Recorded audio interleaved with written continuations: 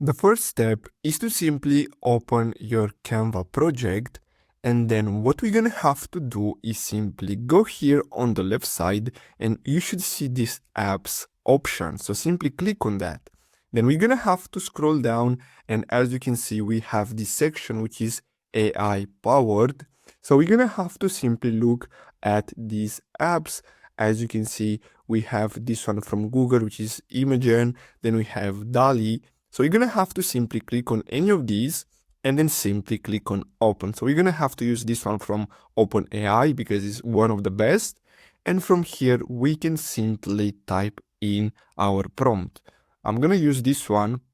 Basically, this is a generator and it gives you different options. I'm gonna click on generate.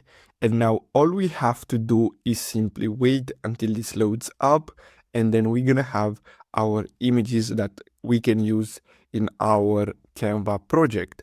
And keep in mind that there are a lot of free apps here that you can use, so you don't have to use this one. And as you can see, we have the image. So simply click on the image to add it to your project. And now we can simply use it, we can scale it up, and we can do whatever we want.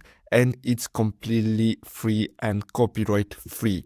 So I really hope you found this video helpful. Don't forget to like and subscribe. Thanks for watching.